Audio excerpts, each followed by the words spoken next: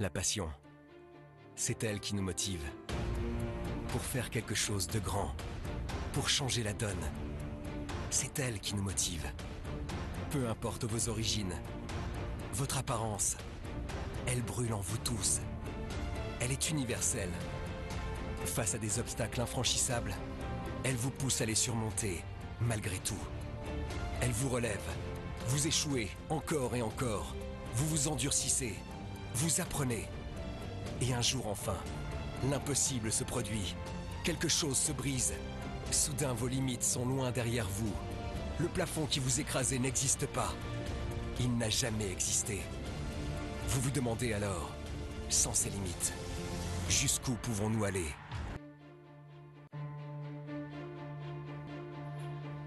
Jusqu'où pouvons-nous aller? C'est la grande question, messieurs et dames. Bienvenue dans cette nouvelle édition de Samedi Sport, en direct et en exclusivité sur les antennes de Canal 2. Vous faites bien d'être assis devant votre petit écran parce qu'une fois de plus ce soir, vous allez assister au meilleur du sport. Voici le sommaire. Du sport, focus local autour de la reprise du football féminin sur l'étendue du territoire national. Du côté de la Ligue 1, le Canon de Yaoundé retrouve le haut du classement. À l'étranger, crise à l'Olympique de Marseille avec un entretien de Guillaume Palacio, journaliste à l'équipe 21. Nous irons à la découverte du pilote automobile Christian Ebon, d'origine camerounaise. Et pour sortir, zoom sur la fin de carrière d'une légende du basketball, la NBA, Kobe Bryant. You guys will always be in my heart, and I sincerely appreciate it. No words can describe how I feel about you guys. And thank you from the bottom of my heart. God, I love you guys, and I love you guys. Monsieur et dames, sur les antennes de Canal 2 International, voici pour vous Samedi Sport. Retour sur le plateau de Samedi Sport pour la présentation du panel qui ce soir est constitué de Franck-Éric Difo qui fait son retour parmi nous, journaliste à Abika Télévision. Franck, bonsoir. Bonsoir Eddy, bonsoir à tout le panel et bonsoir à toutes les dames qui nous regardent ce soir. Et vous ne saluez pas les hommes? Non, particulièrement les dames parce que je me suis rendu compte qu'il y a plein de dames qui sont fans de Samedi Sport. Il y a Madame Noubissi Gladys du côté de Kasmando, Viviane Massango du côté... Elles sont nombreuses. Ah ok, très bien. On va s'arrêter là. Très bien. On est venu avec Billy Outo qui est parmi nous, qui nous vient de Yaoundé comme d'habitude. Billy, bonsoir. Bonsoir les régies, bonsoir nos nombreux téléspectateurs et j'espère que ça leur dira sport ce soir. Très bien, bien sûr. On évolue avec Georges Rimazom, on dira le représentant de Canon qui est avec nous ce soir. Bon, bonsoir. Je ne dévoile pas l'identité que je vais t'attribuer. Eric a commencé par Eddy, Billy la régie. Moi je vais dire bonsoir Nono. Bonsoir à tous les téléspectateurs de Canal 2 et de ce programme magnifique Samedi Sport. On le constate, monsieur Dam, on est dans une ambiance bon enfant, décidément. Et on termine avec Francis Bakapa qui fait son grand retour parmi nous également. Francis, bonsoir. Bonsoir les VG, bonsoir aux téléspectateurs de Canal 2. Bienvenue à l'émission Samedi Sport. On espère que ça va bien se passer. Et on évolue, monsieur et dames, avec la première rubrique de cette édition, l'actualité de la presse cybernétique locale et la presse sportive internationale, présentée par William Bella au montage. Brian Wembe.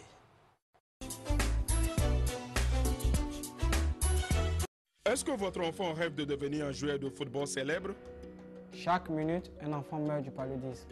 Le paludisme est évitable et traitable. Je sais maintenant que le paludisme peut être évité en dormant sous une moustiquaire chaque nuit.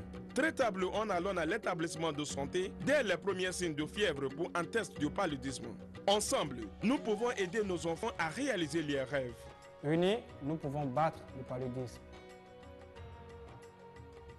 Bonjour et bienvenue dans la rubrique Média Presse. On débute avec le site Camfoot qui revient sur la pose de la première pierre des travaux de réhabilitation du stade de Bamenda. L'ouvrage est entièrement financé par la Fédération camerounaise de football FECAFOOT. Le site évoque un coût de 780 millions de francs CFA.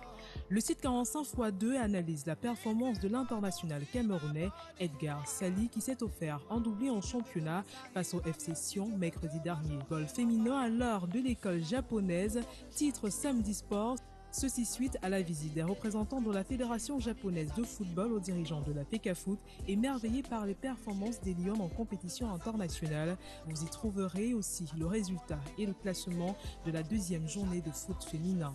Roy Hodgson admet que la star anglaise Jimmy Vardy n'aurait jamais dû être expulsée face à West Ham le week-end dernier et en appelle à un regard tolérant de la commission de discipline. La Gazzetta dello Sport, Francesco Totti serait sur les pas d'être un véritable mythe du football italien après son doublé qui permet à la Roma de pointer en ligne de mire pour la Champions League. Le Barça, le Real Madrid et l'Atlético se sont tous imposés lors de la 34e journée de la Liga. De cette titraille de Marca, aucune équipe ne se rend. Le quotidien catalan s'interroge sur la mort annoncée du Barça après les piètres performances enregistrées et une fois la victoire concédée mercredi dernier, Sport évoque déjà un collectif qui est enfin revu. Après la victoire de l'OM face à Sochaux en Coupe de France, une bouffe d'oxygène pour le club et cette info pour Dembélé qui affole l'Allemagne, car après le Bayern, voici le Borussia Dortmund qui serait sur les rangs. France Football nous offre une enquête exclusive sur le club de Leicester, la sensation mondiale en club cette année avec un budget ridicule. En comparaison du Big Five, a rendu les bookmakers complètement barjots. Borussia Dortmund, enfant victorieux 3-0, détruit le rêve de Hertha de la première finale dans leur propre stade. Le noir et le jaune étaient la meilleure équipe pendant toute la rencontre. Les Berlinois étaient inoffensifs. Sans plus tarder, on va débuter avec la première thématique de cette émission autour de la reprise du championnat de football féminin. Avec les panélistes ici présents, on va en débattre. On va essayer, bien sûr, tant bien que mal, d'analyser les tenants et les aboutissants de ce nouveau championnat qui enfin reprend. Hein. Est-ce qu'on peut aujourd'hui dire qu'il est grand temps que ce championnat ait repris, Bidi? Oui, il est grand temps. Vous savez qu'on a fait pratiquement deux saisons sans disputer le championnat de football féminin au Cameroun. Et quand vous prenez les 2 années de disette passées par ce championnat-là, ça a coïncidé effectivement avec la période où il y avait assez de problèmes à la Fédération camerounaise de football, le comité de normalisation et tout. Donc aujourd'hui, je crois que les choses sont revenues à la normale. Il y a un championnat qui est à la 3e journée, parce que la 3e journée commence aujourd'hui et est finie dimanche. Il y a des accompagnements. Vous savez que la CAN 2016, elle est pour bientôt. Donc, et le coach Enonga a dit il va puiser, il va prendre certains jours de ce championnat-là, certains jours pour essayer d'accompagner son équipe. Donc, obligatoirement, le championnat doit commencer. Et espérons qu'il finira. Et je crois qu'il va finir parce que, vu l'engouement, je crois qu'il finira. Et il y a eu une enveloppe de 72 millions qui a été remise par la fédération à chaque club, bon, en 4 tranches. Et elle était remise proportionnellement en fonction de la situation géographique de chaque club. C'est-à-dire que l'équipe de ASFF Diamaré aura plus d'argent que l'équipe de Vent du Nord parce qu'ils sont au niveau de l'extrême nord. Et pour allier la région du centre, ce n'est pas évident. Donc, pour des raisons de transport, il faut venir en aide à ces équipes-là. Mais après, moi, je dis 72 millions, ce n'est pas énorme, c'est petit. Et il faudrait comme ça c'est une suggestion que je fais, que l'État qui accompagne déjà la LFPC avec des fonds qu'on remet au président du club qui sont incapables de payer les joueurs, pourquoi pas aussi accompagner le champion de football féminin au Cameroun, d'autant plus que vous avez un pan du football comme ça qui, depuis pratiquement 4 ans, depuis 2011, nous rapporte beaucoup de médailles. Si je vais le rappeler ici, médaille d'or aux Jeux africains de Maputo, 8e de finaliste à la Coupe du Monde. Vous avez Gaël Debois Ngana qui était meilleur joueur africain de l'année. On est qualifié pour la Coupe du Monde cadette en Jordanie. Je crois que autant de choses parlent pour notre football féminin. Donc, il faudrait vraiment que les choses se relancent. Mais le bémol que moi je mets à cette organisation, c'est quoi? C'est le fait que les 8 clubs n'ont pas été rétablis. Vous savez qu'il y a eu le 20 août. En fait, en 2014, il y a eu une décision qui a été tombée. Est-ce que les choses ne doivent pas se faire pas à pas? Est-ce que ce n'est pas là la grande question, éventuellement, par rapport à ces 8 clubs qui n'ont pas été rétablis, comme vous le dites plus ou moins? Oui, comme les 8 clubs n'ont pas été rétablis. Et vous savez, vous ne pouvez pas relancer un football en laissant les 8 clubs, parmi lesquels vous avez les clubs qui nous ont produit beaucoup de joueuses. Quand vous avez les clubs comme École Franc Rolisec, vous avez les clubs comme Lorima, Football Filles, vous avez les clubs comme AS Rico de Garoua. Je pense que vous ne pouvez pas demander, vous ne pouvez pas refaire le football féminin en laissant ces équipes-là. C'est vrai, ces équipes ont été suspendues. Pourquoi? Parce qu'effectivement, elles avaient décidé de ne pas disputer la 4e et la 5e journée. Elles avaient été suspendues. On a tout simplement et logiquement appliqué l'article 35 des règlements qui disent que quoi? Qui disent que si une équipe est forfaite durant 2 journées, cette équipe est rétrogradée de 2 divisions et les présidents sont suspendus pour 5 années. Mais après, puisque ce n'est pas une suspension, puisque ce n'est pas un fait qui a eu lieu sur le stade, c'est-à-dire que si c'était peut-être une histoire où il y a eu une tricherie, sur l'âge, il y a eu une fraude, il y a eu une corruption. Là, je pourrais peut-être dire qu'on pouvait continuer à suspendre les équipes. Mais là, je crois que ce sont des problèmes d'humeur parce qu'il y a eu des subventions qui avaient été promises à ces équipes-là. Vous avancez, vous êtes certain sur vos déclarations en parlant des problèmes d'humeur? Non, mais je dis humeur, pourquoi? Parce que c'était quoi le problème? On a promis la subvention, on a promis d'accompagner ces équipes parce qu'il y a des présidents de clubs qui se saignent. On a promis de les accompagner, mais on ne l'a pas fait. Maintenant, ces présidents se sont mal comportés en disant à leurs joueurs de ne pas aller jouer, chose que je ne trouve pas du tout normale parce qu'il faut aller jouer et réclamer après. Donc, ils n'ont pas joué la 4e et la 5e journée, ils ont été sanctionnés par la fédération. Là, c'est logique, la fédération a fait son boulot. Ils ont tout simplement appliqué l'article 35. Après, puisqu'il faut relancer un championnat, pour moi, on devrait réhabiliter ces clubs-là 2 années après. Mais malheureusement, ce n'est pas fait. Mais qu'à cela ne tienne, ça ne va pas empêcher le déroulement du football féminin au Cameroun qui, comme ça, est sur une très grande pente. Vous savez que le nouvel exécutif qui est là aujourd'hui, il y a la CAN 2016, il faut travailler. Déjà que mercredi, il y a eu les Japonais qui sont arrivés au Cameroun parce que s'il faut gagner, si on fait une programmation dans 8 ans, en disant qu'on veut être champion du monde dans 8 ans, comme le disait le président Tombi, il faut effectivement aller rechercher l'expertise ailleurs. Et la meilleure expertise, c'est d'aller la rechercher chez ceux qui ont déjà gagné. Donc, automatiquement, nous sommes là à l'école japonaise. Il y aura des séminaires de formation, des recyclages des entraîneurs. Donc, il y a beaucoup de choses qui seront faites du football féminin. Je dis vraiment, les gars travaillent et après, attendons juste les résultats. Restons dans l'élan de ce football féminin avec ce tableau récapitulatif des rencontres de la 2e journée de football féminin qui va apparaître à l'image à l'instant, n'est-ce pas, qui va pouvoir nous renseigner exactement sur les scores de cette 2e journée du championnat féminin. Avec ce tableau, on va pouvoir faire une analyse complète de ce championnat. On voit effectivement qu'il y a effectivement une douzaine de clubs et que nous en sommes à la 2e journée. Est-ce qu'aujourd'hui, Franck et Difo, au vu de ce qu'on observe, bien sûr, on va aussi demander à la réaction de nous mettre à l'image le classement de ce tableau qui va nous permettre effectivement de relater rapidement, d'observer qu'Amazon FAP est premier avec 6 points, Louvre Mine Prof second avec 6 points également, AS Green City 3e avec 6 points, Social du BAM 4e avec 4 points, Éclair du Sa 5e avec 4 points, Parenthèse Sécurité de Garoua 6e avec 3 points, Gentle Lady de Yaoundé 7e avec 3 points, Canonfi de Yaoundé 8e avec 1 point, Vent du Nord 9e avec 1 point, Fimnastar des Boulevards 10e avec 1 point, SF Diamaré 11e avec 0 points et AS Djambuto dernier avec 0 points. Aujourd'hui, cher monsieur et cher consultant pour les uns et bien sûr pour vous aussi également Franck Difo,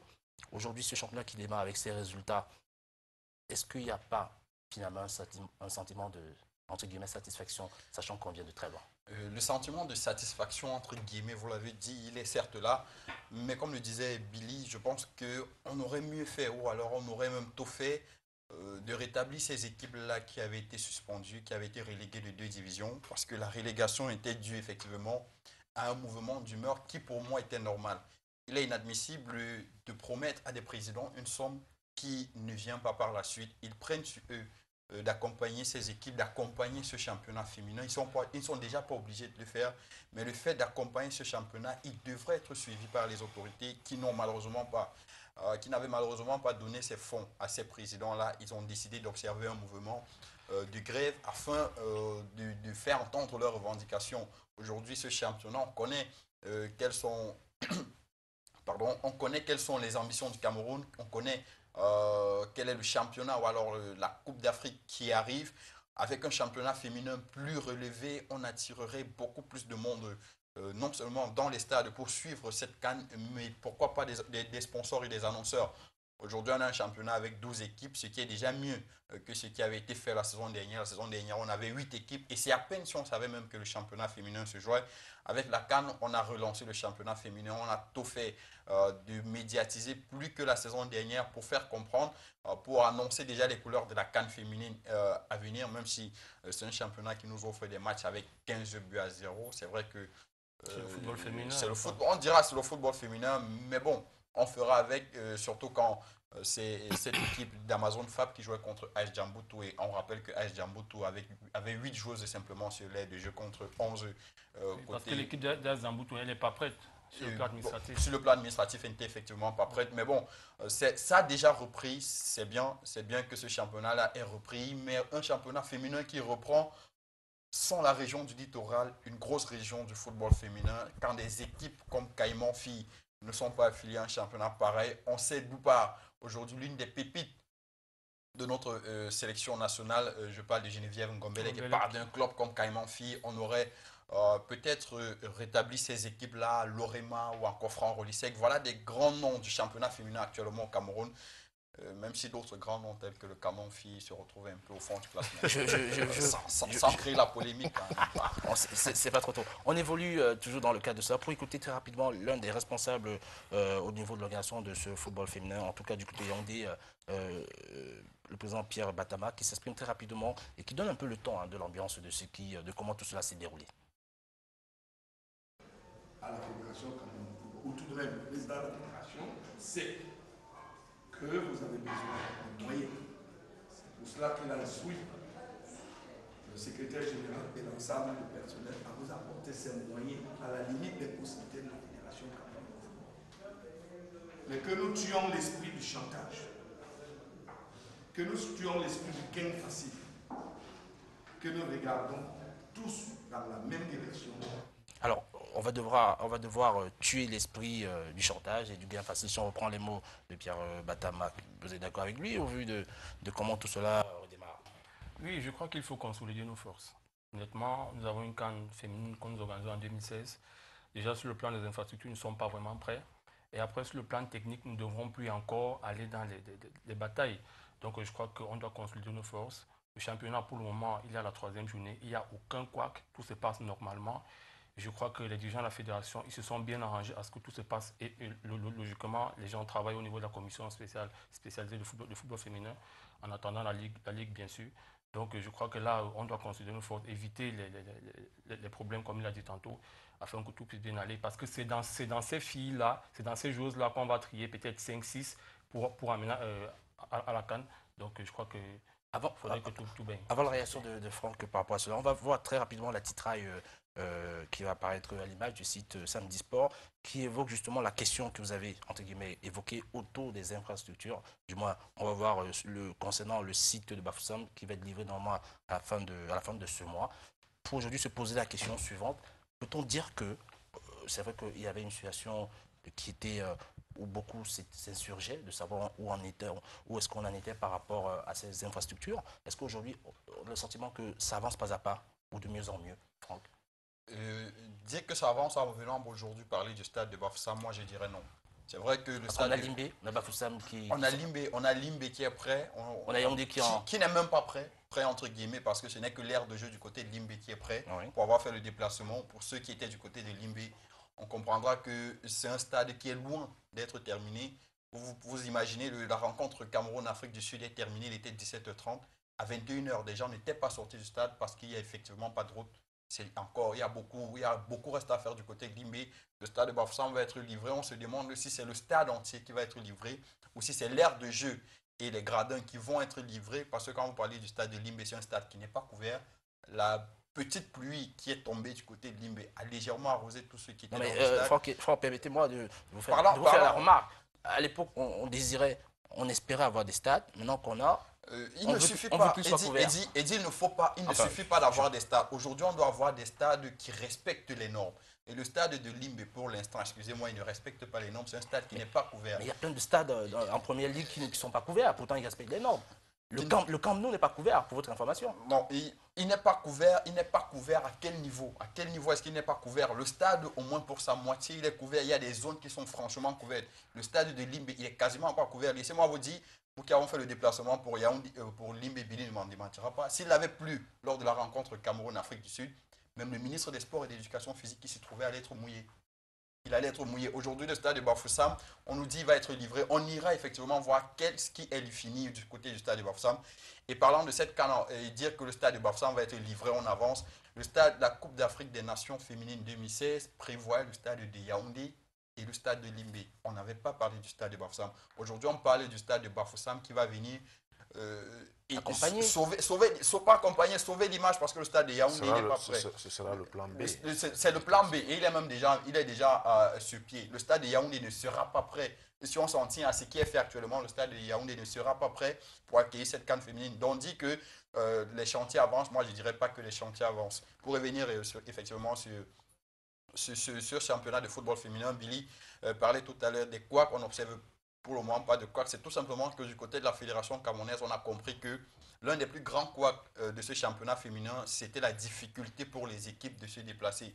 Au départ, la fédération a voulu remettre entièrement les fonds aux équipes, mais au dernier moment, le secrétaire général de la Fédération camerounaise de football, Blaise Moussa, disait que la fédération a pris sur elle de remettre simplement au président de club les sommes qui allaient aider à payer les primes des joueuses. Les déplacements de toutes les équipes seront assurés et seront gérés par la FECAFOOT, pas aux frais de la FECAFOOT, parce que 274 millions de francs au total ont été légués pour ce championnat féminin. La fédération a donc décidé de remettre au président du club simplement la somme qui va aider à payer les primes des filles. Pour les déplacements, c'est la Fédération camerounaise de football qui gardera à partir des déplacements et vont gérer ces déplacements-là. Une dernière analyse de Franck autour de ce sujet. Non, Franck il a beau dire de le rappeler ici, c'est-à-dire que les membres de la commission de football jeune de la fédération, le secrétaire général, le président, bref, tous ceux qui sont autour, ils se battent à ce que tout cela se déroule bien. Parce que vous savez, lorsque vous parlez de football féminin, vous n'avez rien comme retombée. Même lorsque vous transférez une joueuse au niveau des indemnités de formation, vous n'avez rien. Donc ce sont des présidents qui se saignent. Et comme ça, la fédération, ils ont donc compris qu'il fallait vraiment les accompagner. Parce qu'imaginez-vous un départ, vous quittez du Diamant, et vous quittez de l'extrême nord pour venir jouer un match dans la partie sud, peut-être contre Éclair de Sa ou contre Fémina de Bolova, vous allez dépenser autant d'argent. Donc je crois que s'il y a déjà ces mesures d'accompagnement, là, ça va être une bonne chose. Maintenant, au niveau des infrastructures, ce que je voudrais dire, c'est que si on pense déjà au plan B, ça veut dire que c'est aussi bien. Mais après, nous ne le lançons pas très tôt comme ça en disant que le stade municipal Amadou ne sera pas prêt. Je crois que les travaux avancent, même s'ils avancent à pas de tortue, les travaux avancent. Novembre n'est pas encore vraiment là. Donc je crois qu'on va travailler. Et une CAN féminine au Cameroun, la première, qui ne se déroulera pas à Yaoundé, alors qu'elle va être présidée par le chef de l'État, dont la finale où le match d'ouverture se jouera soit à Bafoussam, soit à Limbé. Je crois qu'au Cameroun, entendre ça comme ça, c'est compliqué. Je crois qu'ils devront se battre pour que la compétition se déroule ça dans l'histoire de Amadou. Et en plus que si vous n'organisez pas la CAN féminine en 2016, organiser la CAN masculine en 2019 va être très compliqué pour vous. Et ça va être une mauvaise chose au niveau de la CAF. Et il y a déjà des nations qui essaient un peu de s'agiter, la Guinée équatoriale, je crois l'Afrique du Sud aussi. Ils ont déjà envoyé certains courriers à la CAF en disant si le Cameroun ne peut pas, nous allons récupérer. Mais je crois que nous pourrons le faire. Très bien, on va évoluer avec la deuxième rubrique de cette édition autour du Men of the Day au montage. Brian Rumbe.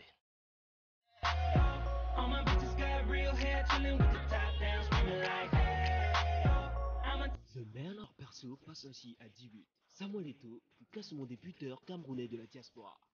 En première position, Samuel Eto'o, 19 buts. Suivi par Aboubakar Vincent, 13 buts. Benjamin Kanjo, 12 buts.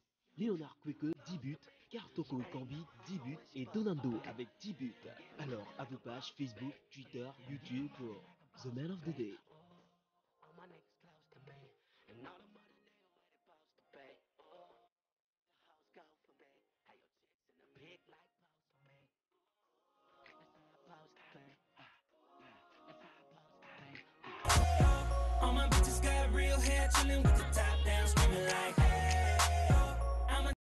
Retour sur le plateau Samedi Sport pour la seconde thématique de cette édition autour de la Ligue 1 avec le cas bien sûr du Canon Yaoundé qui fait sensation tout de même parce que la saison dernière c'était pas le cas. On s'ennuyait un tant soit peu et aujourd'hui avec les performances du Canon on est plutôt bien sûr satisfait de tout ce qui se passe. Avant de parler bien sûr du Canon, on va faire un round assez rapide de l'actualité des autres clubs, notamment dans le littoral ou notamment au Coton Sport de Garoua qui retrouve déjà l'élite de ce championnat par rapport à son début de saison assez poussif, Franck Bakapa. Oui, Coton Sport aujourd'hui se relève après une mauvaise passe en début de saison. Tout le monde, nous savons qu'ils avaient des internationaux qui étaient au Chan et énormément de blessés. Aujourd'hui, l'entraîneur est en train de récupérer ses joueurs. On espère que Coton va pouvoir se relancer et faire une très très belle saison comme on a connu le temps passé. Mais il y a un quoi aujourd'hui avec ces clubs, c'est que le Coton aujourd'hui ne fait plus peur. Coton ne fait plus peur, pourquoi? Parce que Coton n'est plus ce club qu'on a connu avec son élimination en compétition africaine. Donc on espère que Coton va se relancer et que ça va aller de temps en temps mieux. Très bien, revenons sur le cas du Canon Yaoundé, justement, qui occupe une des places essentielles de notre championnat, en tout cas en tête du championnat. Avec vous, Georges Rimazov, que s'est-il passé avec le Canon de cette saison et le Canon de la saison dernière? Il s'est passé beaucoup de choses, Eddy Scar, parce que la fin de saison dernière a mené la grande famille Canon à prendre conscience de ce qu'un club comme celui-là ne pouvait pas continuer à jouer avec le feu, hein, pour parler un peu comme tout le monde. Trivialement, oui. Naturellement. On se souvient que l'année dernière, Canon a frisé pratiquement la relégation. Et de ce côté, on s'est dit, plus jamais ça. Et plus jamais ça, ça commençait par quoi? Par rétablir une sorte de sérénité au sein du club, réconcilier les différents fils et filles de ce club, en commençant par la tête, si je puis le dire ainsi. Même si pour ce début de championnat, on a eu l'impression qu'il y avait encore quelques dissensions au niveau de la famille Canon qui faisait que, naturellement, au niveau de la Ligue professionnelle de football, on n'ait pas pu affilier le club à temps. Mais le processus de réconciliation était déjà enclenché. Je me souviens que lors de l'Assemblée générale extraordinaire tenue en date du 27 décembre dans les locaux de la mairie de Yaoundé 4e, Kolnogo, le comité de sages, compte tenu d'un certain nombre de facteurs qui l'ont amené à convoquer cette Assemblée générale extraordinaire, le comité de sages avait mis sur pied un comité provisoire de gestion avec à sa tête le magistrat Jean-Claude Alima et dont le directeur exécutif est Jules Denis Onana. Et ce comité de sages avait pour mission principale de ramener la paix, la sérénité au sein de la famille Canon. Ça, c'est d'un. Deuxièmement, nous avons ramené dans cette famille les forces vives, ceux-là même qui ont contribué à donner à cette équipe une âme, à donner à cette équipe l'identité qu'elle a aujourd'hui, c'est-à-dire ses anciennes gloires. C'est pour ça que vous avez, notamment dans l'encadrement technique, des anciens joueurs du Canon. Je vais citer le coach adjoint. J'ai cité Jules Denis Onana comme directeur exécutif, mais je dis dans l'encadrement technique, vous avez Ndipakem Victor, entraîneur adjoint de... L'ex-solide défenseur. Naturellement, quart de finale en 90 en Italie. Vous avez comme entraîneur gardien Joël Afaka et d'autres grands joueurs, hein, qui, même sans avoir de véritables fonctions au sein du club, sont quand même là pour encadrer ces enfants, pour leur insuffler ce que nous appelons dans le canon l'esprit canon, l'esprit de la gagne, pour que, effectivement, comme vous l'avez si bien dit, les résultats que nous connaissons aujourd'hui soient ceux-là. La paix d'Evrav a été signée, je l'ai dit tout à l'heure, la sérénité est revenue au sein du club. Je ne vais pas être pédant en disant que tout baigne dans l'huile, hein. Non, il y a encore quelques problèmes, notamment de trésorerie. Mais le plus important, c'est ce que je viens de dire, c'est que la paix, la sérénité est revenue dans la famille Canon. Il n'y a plus de problème majeur, hein. Il n'y a plus de problème majeur, notamment sur le plan administratif. Et ça permet que nous vivons le petit instant de bonheur que nous vivons et que nous savourons. Les téléspectateurs ont sans doute apprécié vos caresses. On va passer la parole à Bilouto, qui va cette fois-ci nous parler, parce que là, Georges Rimazov était plus dans le côté administratif du canon. Là, je suppose qu'on va entrer, n'est-ce pas, à partir purement technique, notamment le terrain, avec l'arrivée de certains joueurs qui sont en train de s'illustrer parfaitement et qui apportent plus à cette équipe du Cameroun, notamment son milieu de terrain, qui avait fait un tour du côté de l'Autriche à l'époque. Je crois que c'était à Salzbourg, le club de Choi à Somen à Choi. C'était au niveau de l'Austria de Vienne. L'Austria de Vienne, oui. Ouais. Mevoglu, je crois, c'est lui. Patrick Mevoglu. Oui, effectivement. Qui aujourd'hui apporte des semaines plus à ce milieu de terrain. Oui, ils ont eu le bon sens comme ça et la bonne vision en allant rechercher Patrick, qui est un très bon joueur, un ancien de la maison. Est-ce que c'est pas plus Patrick qui avait besoin de revenir ou bien eux qui avaient le véritable potentiel d'aller le chercher? C'est Patrick qui a voulu revenir. Patrick a voulu revenir, mais en fait, je crois que c'est allé dans les deux sens. Parce que vous savez déjà, l'entraîneur à Tangana, il maîtrise bien Patrick Mevungu. Donc c'était facile pour lui d'aller demander à Mevungu de revenir. Et lorsque j'ai dit Parce que Mevungo aussi était sollicité par la parenthèse de Baranté, il faut le rappeler. Mais dites-nous une information assez importante, parce qu'on suppose que lorsqu'on évolue entre guillemets en Europe, tout de même, si on est en Autriche, on doit aller en Angleterre, en Allemagne, c'est pas de revenir au pays. Qu'est-ce qui s'est passé pour qu'il y ait cette porte ouverte pour le pays? La situation n'était plus rose à l'étranger ou il faut un peu nous éclaircir? Oui, en fait, comme Mevungo... À moins que le championnat camerounais soit devenu un Eldorado, ça, je suis pas croire. Non, non, non. C'est pas un problème d'Eldorado. Si on veut parler du cas Patrick Mevungo ici, je crois que Mevungo, il a évolué en Autriche, il a évolué en Hongrie, à Dioreto. Et après, il a évolué en Libye. Mais en fait, il n'a même pas joué en Libye parce qu'il a signé un contrat en Libye, mais malheureusement, il s'est fait mal. Il s'est fait mal et il fallait qu'il revienne se soigner au Cameroun. Et lorsqu'il est revenu se soigner au Cameroun, il y a eu rupture de contrat entre le club libyen et lui, à la Ligue de Tripoli, le meilleur club libyen. Et comme ça, nous sommes dans une période où le mercato est complètement fermé. Qu'est-ce qu'il faut faire? Il faut se relancer. Vous savez, généralement, les joueurs, quand vous restez au quartier, il va être difficile pour vous de retrouver un autre club. D'autant plus que vous étiez blessé. Et il faut revenir à la compétition, il faut prendre du rythme pour pouvoir rentrer du côté de l'Hexagone.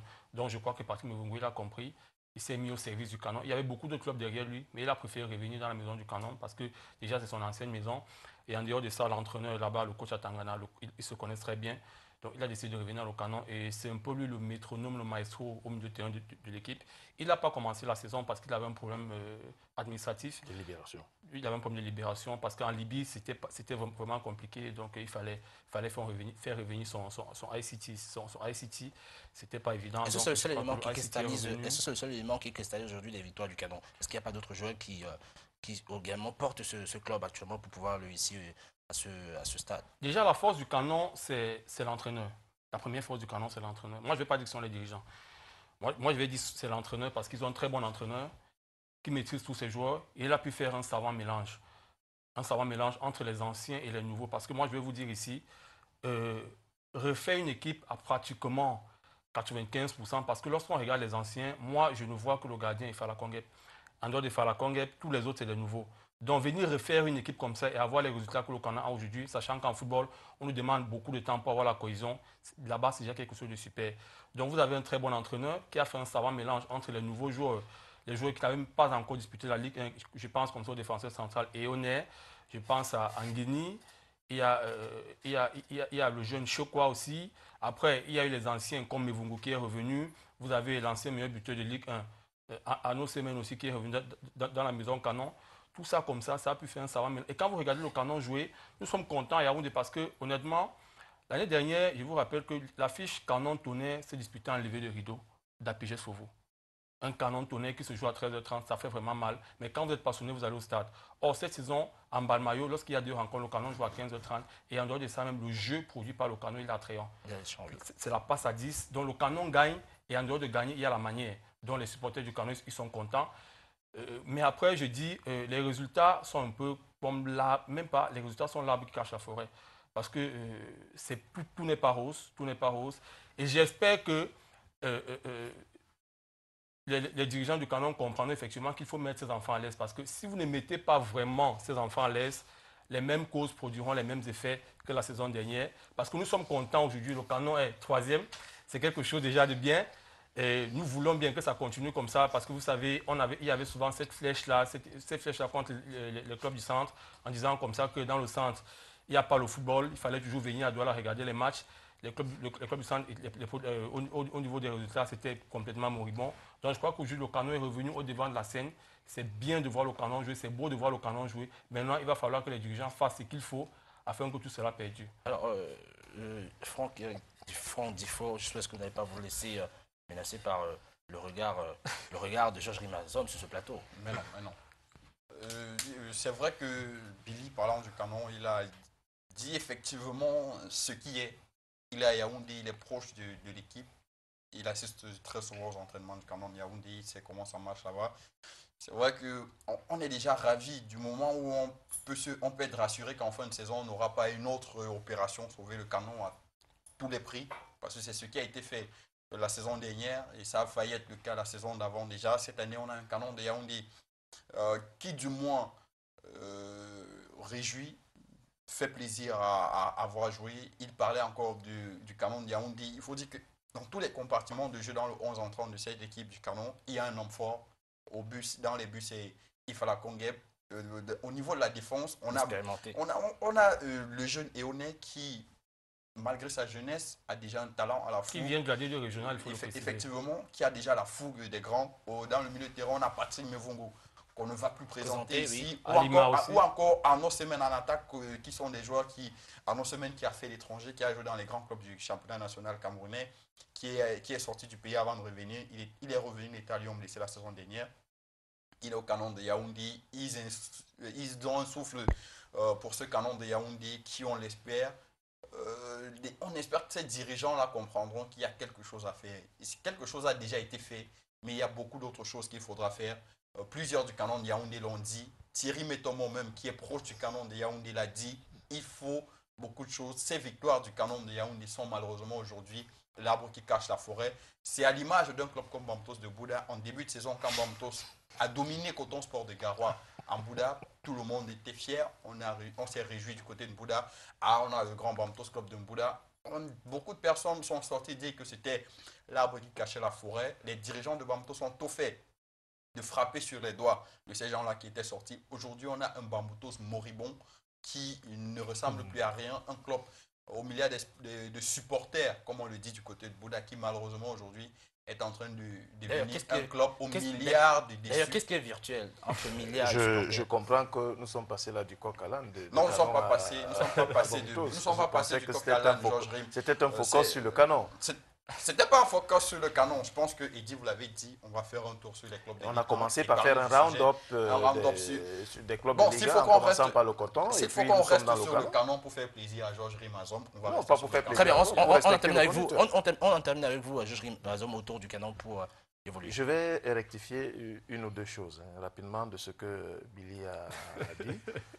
Oui, nous reconnaissons la classe et la compétence du coach Joseph Atangana, sauf que lui-même ne fait qu'implémenter sur le terrain une politique déjà pensée et réfléchie par la direction du canon, notamment par Jules Denis Onana. Il sait qu'il y a un projet à court, moyen, long terme qui est mis sur pied par... Ça, je le confirme. Exactement. Donc, oui, l'équipe a été refaite à plus de 80-90%. Mais sauf que les moyens ont été donnés à Joseph Atangana de bâtir une équipe véritablement compétitive dès l'entame de ce championnat par Jules Denis Onana. Donc, il y a ce premier point qu'il faut souligner. Le deuxième, c'est que il n'y a pas d'arbre qui cache la forêt. Vraiment, ne vous en déplaise sur ce plateau. Il n'y a pas d'arbre qui cache la forêt. Les problèmes de trésorerie auxquels le canon fait face sont les mêmes que nous avons ailleurs. Je ne suivais pas plus tard que dernièrement, et je parle sous le contrôle, même Coton, dont on disait qu'il est le club le plus riche, entre guillemets, de ce championnat, connaît les mêmes problèmes de trésorerie. Mais, cependant, du côté de Canon, sans vouloir dire que les salaires ne seront pas payés, ce qui n'est d'ailleurs pas le cas. Comme ça. Tous les clubs, vraiment, je veux que les téléspectateurs qui nous écoutent et qui nous regardent comprennent que la fixation qu'on fait sur le canon de Yaoundé n'a pas sa raison d'être parce que tous les clubs, oui, ce qui est dans le canon l'est également pour New Star, pour Coton, pour Union, etc. Tous les clubs, il y a quand même cela du côté du canon. Nous ne disons pas non. Mais de là à dire qu'il y a un arbre qui cache la forêt, c'est être exagéré dans vos propos et dans vos déclarations. Très bien. Un ensemble de choses ont été mises sur pied, et décidées de commun accord avec les joueurs pour que ces problèmes de trésorerie ne les affectent pas outre mesure, notamment par rapport à leur rendement sur le terrain.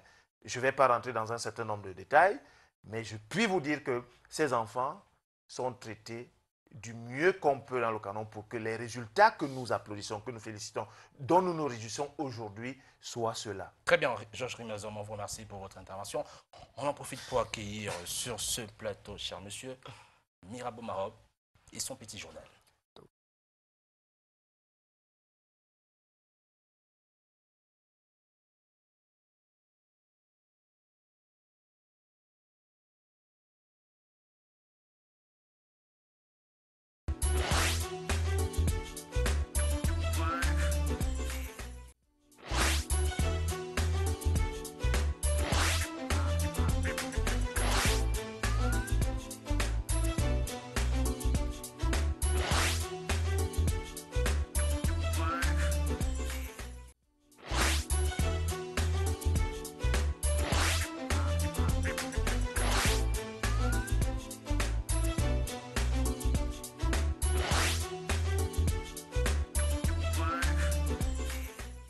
Il est déjà présent sur le plateau Mirabeau Maroc et bien sûr son petit journal pour les nombreux téléspectateurs qui attendent impatiemment cette partie de l'émission telle que c'est fait, telle que c'est annoncé, notamment sur les réseaux sociaux et un peu partout sur la seule Mirabeau Maroc. Comment il va? On espère que cette fois-ci, il ne va pas le sourire avant de la réponse. Bonsoir, Olivier. C'est la grande forme, Mirabeau. Comme d'habitude. On a l'impression que tout le temps, on va faire la même chose. Hein. Et bon. On ne change pas. Une équipe qui gagne. Bon, ça dépend. Le canon peut changer les autres. C'est la fixation qu'on a. Même dans le petit journal, le canon s'invite. Alors je suis perdu. Bon, dans le petit journal, on ne va pas parler malheureusement du canon. On va aller sur les traces d'un homme. Il est l'un des meilleurs palmarès du football local. L'un des meilleurs palmarès du football local, 10 fois champion du Cameroun, 6 fois vainqueur de la Coupe du Cameroun en 12 ans seulement. Mais depuis quelque temps, il est en retrait parce qu'il revient vraiment de loin. Aman, l'ange gardien de Garoua, c'est un document plein d'émotions.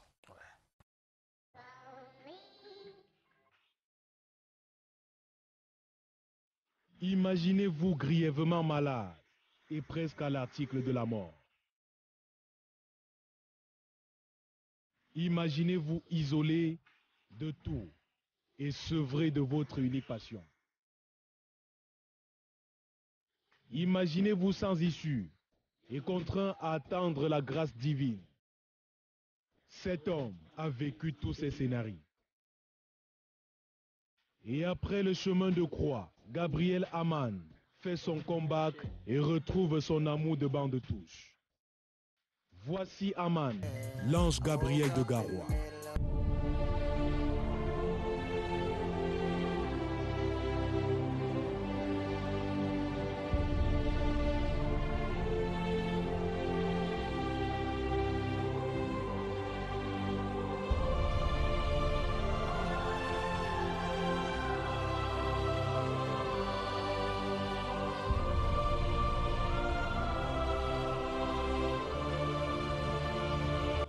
Il nous manque vraiment par rapport à la discipline, sa rigueur. Donc il nous manque, on sait qu'il est toujours avec nous de tout cœur. Parce qu'il a été avec nous depuis longtemps, depuis pratiquement les débuts du club. Donc sincèrement, il nous manque ces petites blagues. Il me manque beaucoup parce qu'il n'est pas à côté de moi maintenant là. S'il était là, ça pouvait aussi changer parce que lui connaît déjà comment le championnat camerounais. Ça c'est pas. Un seul être vous manque et tout est dépeuplé. Coton Sport de Garoua connaît l'un de ses pires débuts de saison depuis sa création.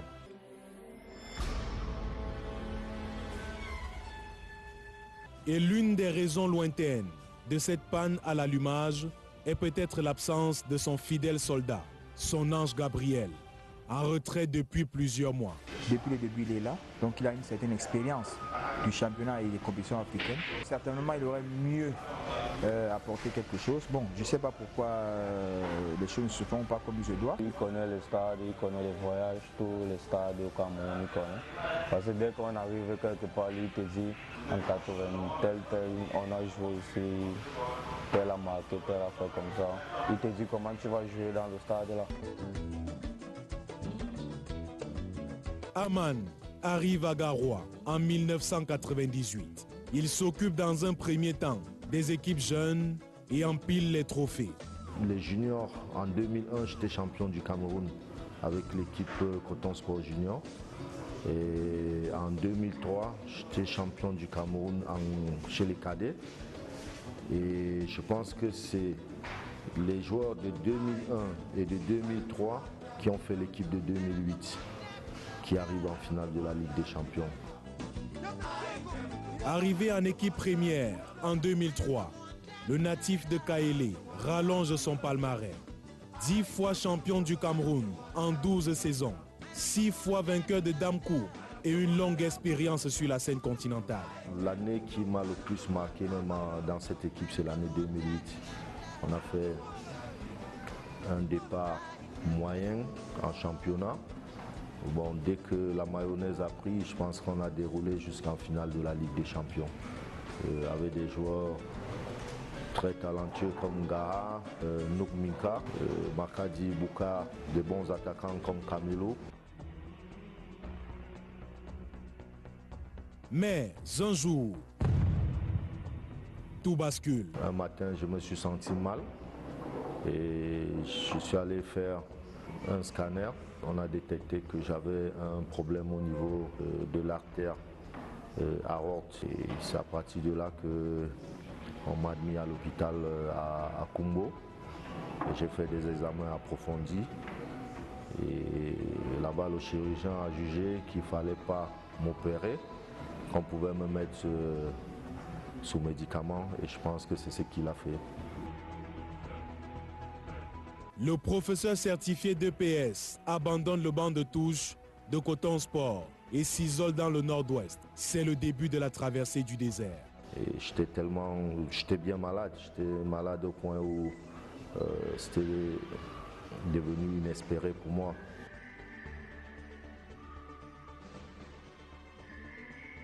Gabriel recouvre sa santé et surtout ses premiers amours. Le football à la base. Les latéraux, vous ne me proposez pas assez. On ne peut pas sortir avec vous. Vous ne participez même pas au jeu offensif. Parce que vous voulez dégager les ballons. Il est nommé directeur du centre de formation du club de Garoua. Ça se passe très bien. Je pense que c'est un travail plaisant. C'est pas là que j'ai commencé. Je pense que j'y retourne et c'est bien pour moi. Dès qu'on a le ballon, tu quittes le défenseur, tu te mets loin de lui et tu commences à demander. Si tu suis, on jouera avec les autres. Ok? Là, quand on m'a envoyé, il fallait un peu recentrer le centre de formation et c'est ce que je suis en train de faire. Après, il faut qu'on aille avec les encadreurs qui sont là, chercher là où il y a les talents, aller les dénicher pour pouvoir les ramener au centre. Professionnel dans l'âme, rigoureux et fin stratège, ce père de 4 enfants croit dur comme fer au réveil du sport roi camerounais. Donc, on joue exactement comme on joue sur le synthétique, tout simplement. C'est vrai, c'est un terrain difficile, mais allons jouer dans le cas adverse.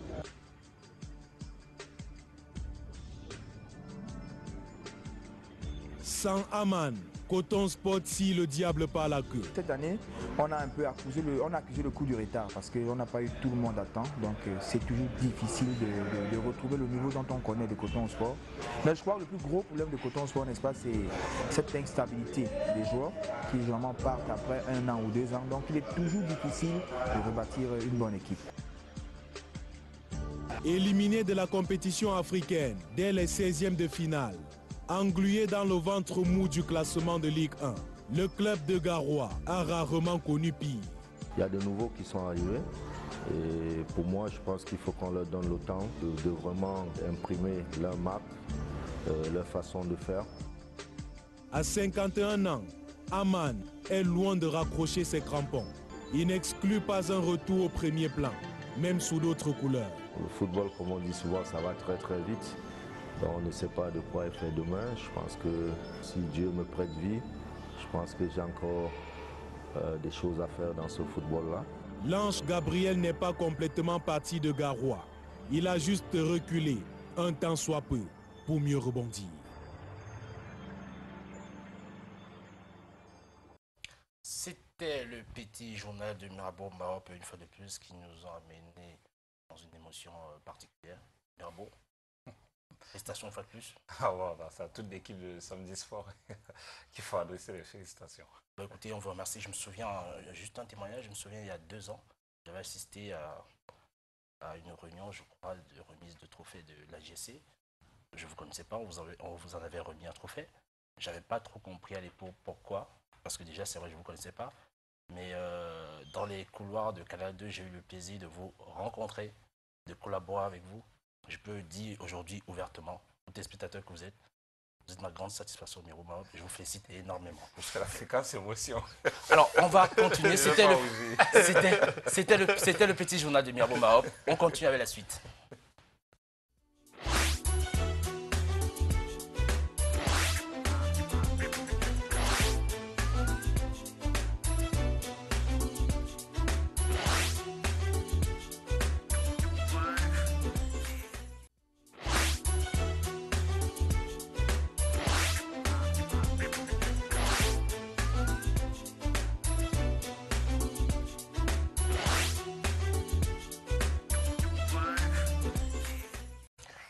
retour sur le plateau Samedi Sport pour la suite de notre édition.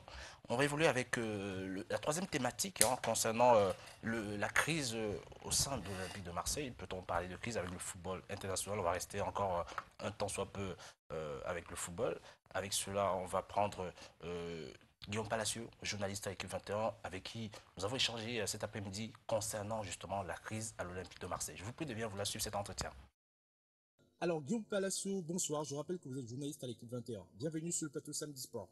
Merci beaucoup, bonsoir à vous. Que se passe-t-il au sein de la crise à l'Olympique de Marseille?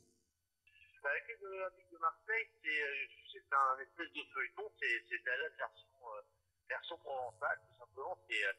Ça fait des semaines qu'on parle effectivement de Vincent Labrune, de ses mauvaises décisions, de Margarita Louis-Dreyfus qui doit vendre le club, on ne sait pas ce qui se passe. Les coulisses, il y a de l'info, de l'intox, beaucoup. Et puis finalement, dans tout ça, l'Olympique de Marseille, qui d'un point de vue sportif, coule littéralement, puisque depuis maintenant 2 mois et demi, ils n'ont pas battu une seule équipe professionnelle. Les seules équipes que l'OM a battues, c'est Granville et Créteil, qui sont des équipes amateurs. Depuis 2 mois et demi, l'OM coule littéralement au championnat. Ils sont maintenant 15e après une nouvelle défaite dimanche soir contre Monaco. Et du coup, c'est effectivement la défaite de trop pour l'entraîneur, qui a été démis de ses fonctions hier, à la veille de la demi-finale de Coupe de France contre Sochaux, pour histoire de créer un électrochoc au niveau sportif pour essayer de sauver un petit peu ce qui peut l'être. Avant, là, à Marseille, on veut surtout éviter la Ligue 2, qui serait une véritable catastrophe pour le club, mais quand même, cette Coupe de France peut apporter un petit bol d'air, parce qu'une finale potentiellement à jouer contre Paris et une qualification pour la Coupe d'Europe l'an prochain, ça permettrait de repartir sur le moment. Là, l'OL, c'est une espèce de champ de ruine en ce moment. En termes des ennuis, tout au moins des problèmes judiciaires que rencontre actuellement le club, est-ce qu'il est possible que le cas Deschamps puisse poser d'énormes problèmes? Clairement, les dernières révélations par rapport à Deschamps, qui a été fait notamment dans le canard enchaîné, c'est une goutte d'eau dans la tempête. En ce moment à l'OM, il y a clairement beaucoup plus urgent à régler, notamment le sort de Vincent Labrune, le président actuel, qui est clairement défié à la fois par les supporters, on sait très bien que les supporters veulent la tête depuis des semaines, des mois, et même Margarita Louis-Dreyfus, qui maintenant ne lui fait plus vraiment confiance. Margarita Louis-Dreyfus qui veut se désengager au plus vite, qui veut vendre le club au plus vite, c'est clairement ça l'urgence actuelle à l'Olympique de Marseille. Et le cas des Deschamps et ses indemnités de départ ou pas départ, clairement ne sont petite goutte d'eau dans la tempête marseillaise, véritablement.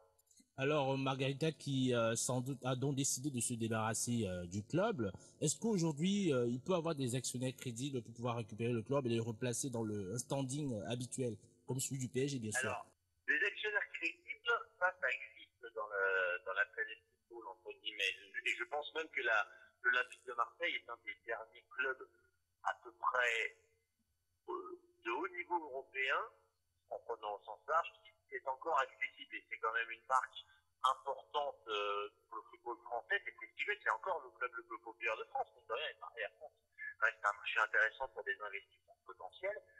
Par contre, le problème, c'est que le contexte marseillais refroidit beaucoup de monde. Et encore dans les fameuses écoutes qui ont été révélées ce mercredi par le canard enchaîné, les anciens agents et dirigeants de l'OM, Jean-Pierre Bernet, qui parlent ce serait une folie de venir être le nouvel actionnaire de l'Olympique de Marseille.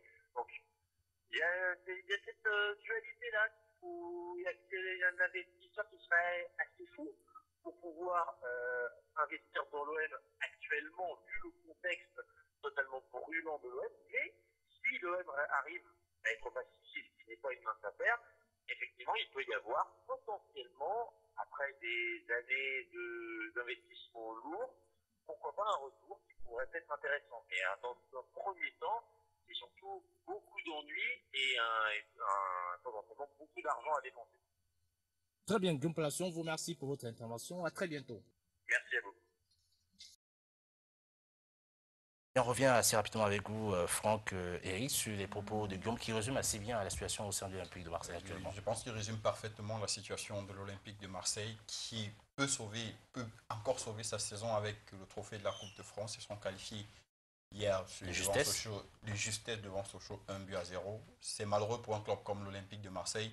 On espère simplement qu'ils vont réussir à grimper cette pente-là. C'est quand même l'un des meilleurs clubs français sur la scène européenne. Et le plus populaire, bien sûr. On évolue avec la titraille du quotidien L'équipe ces 3 derniers jours concernant la situation de crise justement à l'Olympique de Marseille pour essayer de comprendre ce qui a été dit plus ou moins avec Monaco tétanisé par l'OM après la défaite face à Monaco, bien sûr. Ensuite, le cas de Diokanti, dont l'équipe pensait avoir l'exclusivité par rapport au remplacement avec la Brune. Et bien sûr, le dernier en date, l'entraîneur qui a été évincé, tout simplement, démis de ses fonctions. Michel, le pauvre espagnol, qui est débarqué comme ça en France. C'est pas ce qu'il y a de plus beau, hein, C'est peut-être pas ce qu'il y a de plus beau, mais bon, son départ a peut-être apporté quelque chose d'autre. Franck Passy a trouvé les mots justes, comme le disait encore Basile Boli hier, pour pousser les gars à gagner. Il fallait peut-être ce déclic-là, il fallait quelque chose qui passe dans le cerveau des joueurs pour les amener à gagner au moins une rencontre, ce qui n'était plus le cas depuis plus de 7 matchs déjà. Une autre situation de crise, mais cette fois-ci plus en France, mais plutôt du côté de la Liga, avec le Barça. On va voir à l'image des titrailles de la presse espagnole ces derniers jours avant la victoire du Barça hier, notamment Sport, le quotidien espagnol catalan, qui parle de avec Levan Arce, il faut se lever, avec cette image de Piqué qui est tout simplement couché après ce but manqué. Ensuite, AS quotidien madrilène, par contre, Casado, qui concernant toujours le cas Piqué, et l'autre quotidien madrilène Marca, qui évoque encore le cas Piqué, qui illustre parfaitement la situation de Barça avant la victoire. Il y a 8-0 face au départ du côté de la colonne Georges Rimazam. Oui, le Barça est victime de ce qu'on pourrait appeler une baisse de régime. Malheureusement, une baisse de régime qui arrive au pire moment de la saison. Dans un championnat où vous avez des poursuivants comme l'Atlético et le Real Madrid qui ne jurent que par une chose, être en fin de saison champion de la Liga. Et l'élimination en Champions League n'est pas venue pour arranger les affaires catalanes. Malheureusement pour ce club, comme je l'ai dit tout à l'heure, c'est arrivé au pire moment de la saison. Mais heureusement, la victoire d'hier face au Deportivo La Coruña est peut-être arrivée au bon moment pour pouvoir lancer ce club en championnat et conforter sa première place. Francis, vous croyez en une chance du Barça pour conserver le titre cette saison? Tout est possible, sans qu'à un point, tout est possible pour le Barça. Ils peuvent bien remporter le titre, mais ça sera très très difficile parce que l'Atlético et le Real de Madrid ont aussi une part dans ce championnat. Donc on a encore de très bonnes journées à attendre pour la fin de la saison. Très bien, on sort du football, on va évoluer très rapidement. Avant cela, on va prendre, bien sûr, on va suivre tout simplement ce message de sensibilisation.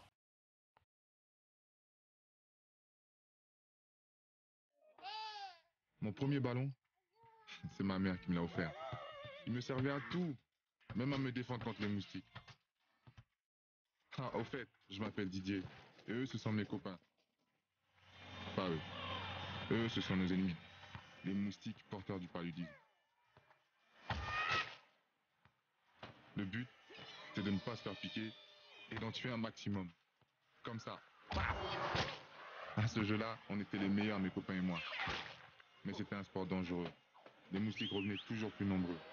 Alors que nous, devenir footballeur m'a permis de beaucoup voyager. Et même si je suis toujours resté le petit Didier pour certains, je suis aussi devenu Drogba pour beaucoup d'autres. Moi aussi, je l'ai eu le paludisme. Et oui, je vous l'ai dit, il suffit d'une seule piqûre. Pourtant, si on multipliait les moustiquaires, on pourrait gagner contre le paludisme. Et croyez-moi, c'est encore plus efficace qu'un ballon. Oui, on peut gagner contre le paludisme.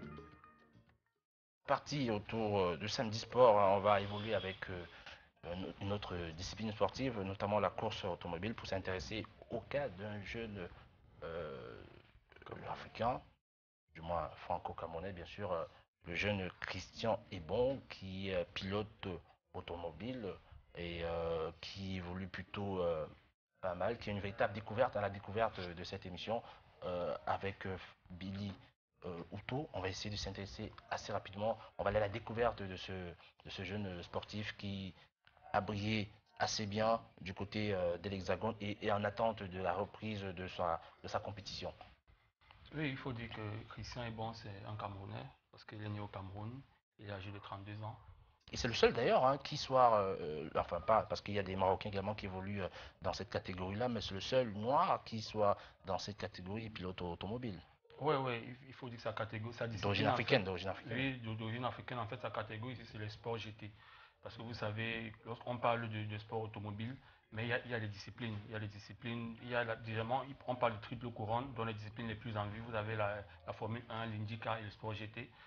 Christian est bon ici, il est spécialisé en sport GT. C'est un Camerounais né au Cameroun, il a âgé de 32 ans. Il arrive en France en 97, passionné de sport automobile. Déjà ici au Cameroun, il prenait la voiture de ses parents, il conduisait. Déjà, il était très habile au volant. Et il arrive en France en 97 pour poursuivre ses études. Et il s'est dit, ok, voici donc l'occasion pour moi comme ça de réaliser mon rêve. Réaliser mon rêve qui est devenu le Michael Schumacher ou le Fernando Alonso. Mais malheureusement, il se retrouve buté face à certaines difficultés. Parce que quand je dis c'est un talent, pourquoi? Parce que 3 ans après, en 2000, sans aucun apprentissage, sans aucune formation, il est vice-champion en Ile-de-France. Vice-champion en Ile-de-France, comment? Parce qu'il y a un coureur qui s'est blessé et on l'a appelé de venir remplacer le coureur. Il est vice-champion en Ile-de-France. En 2002, il est champion en Ile-de-France. Et là, il s'est dit, ok, pourquoi est-ce que je ne poursuivais pas les choses? Il a eu l'admission dans une école de formation en sport automobile où il pouvait encore continuer à performer. Mais dommage, il n'a pas pu rentrer à l'école parce qu'on lui demandait de payer une somme de 60 000 euros. Et il n'a pas pu réunir ce montant-là. Et il a continué à travailler, il a continué à travailler. Et son véritable problème, en fait, c'est qu'il est bloqué par rapport aux moyens financiers. Il est bloqué par rapport aux moyens financiers. La dernière course... C'est vrai que la course automobile, pour pouvoir compétir, il faut, entre guillemets, avoir, tout au moins, avoir un certain montant comme caution.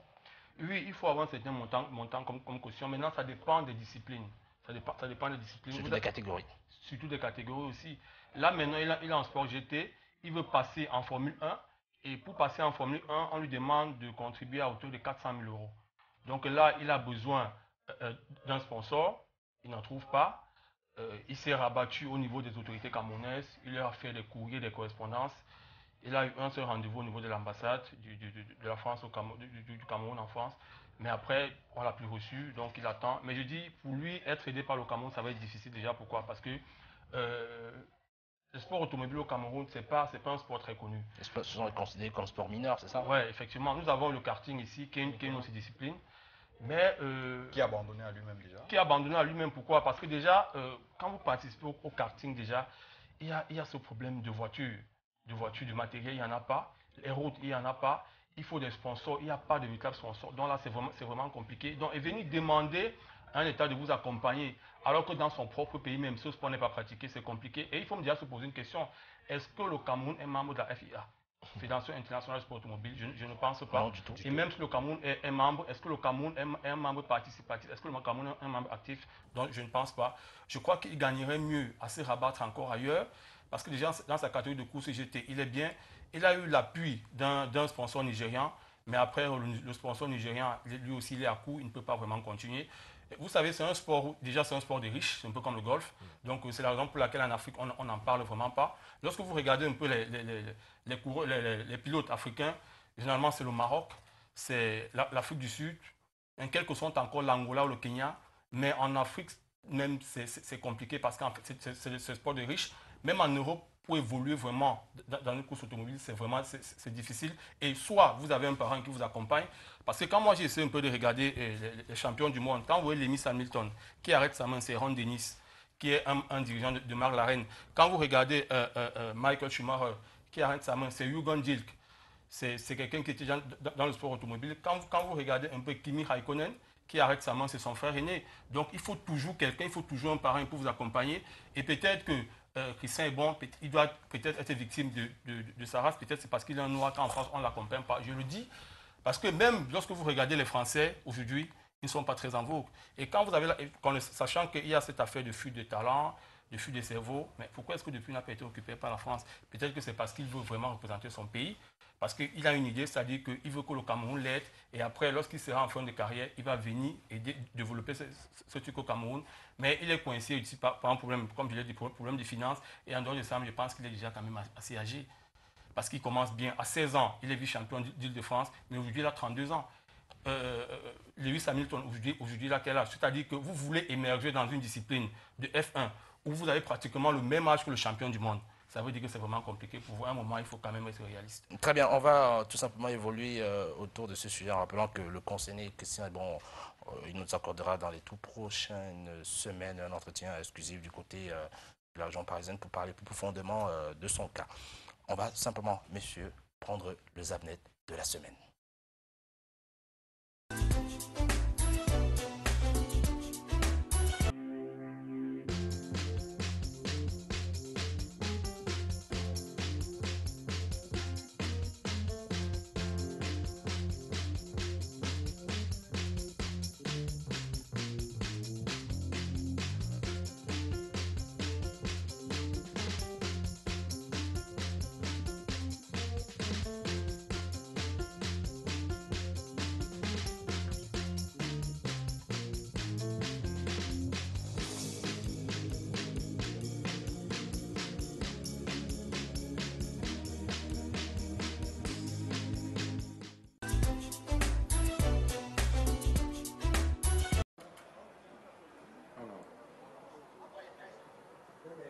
Hvad laver han?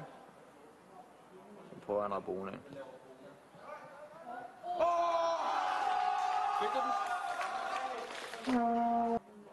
Prøver han at bruge den.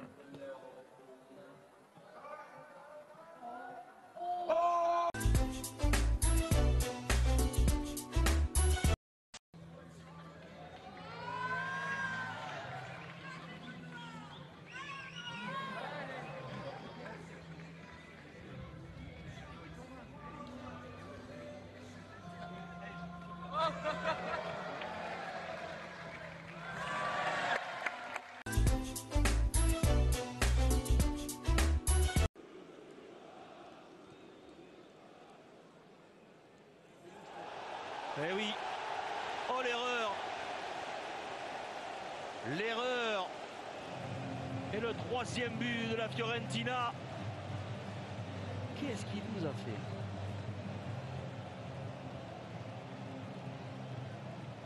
Il peut se parler, quelle erreur sur ce ballon d'Adjapong. Ça c'est incroyable ce but contre son camp. Il est surréaliste. Qu'est-ce qui lui a pris?